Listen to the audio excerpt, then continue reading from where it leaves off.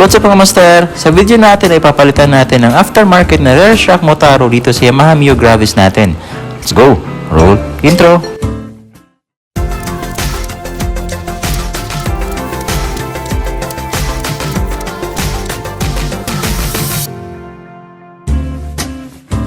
Kailangan na nating palitan itong Motaro shock sa Mio Gravis natin kasi sira na at leaking na.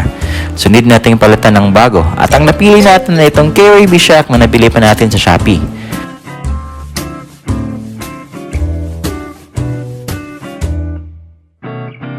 Makikita niyo sa screen ang name ng seller. And for the price, nabili natin from 1,300, nakuha na lang natin to 989 dahil sa mga voucher. Available nga pala ang kulay nito sa black, red, yellow, at white, which is etong gagamitin natin. Subok na din kasi ang performance ng KYB since gawang Japan technology ito. At fit ito sa mga Yamaha Mio 125, Mio Soul, Sporty, Salty, at sa Mio Gravis natin.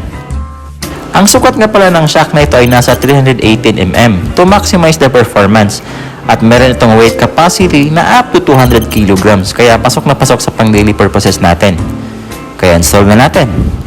Sa pag-install nga pala nito, need nating baklasin ang fairings ng Gravis para matanggal natin ang shock.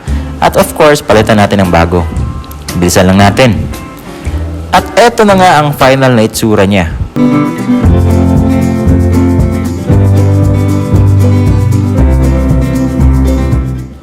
Isang rason kung bakit nagustuhan ko ang KYB shock ay dahil excellent ito when it comes to stability, handling control, at sa cornering. Pero since gamit lang natin ang Gravis pang daily, so perfect na perfect for my purpose. At ang ganda ng bounce niya ha. So hanggang dito na lang ang vlog natin. For any questions, mag-comment na lang sa comment section at sasagutin natin yan lahat. Kita-kita sa susunod. Ride safe po sa ating lahat.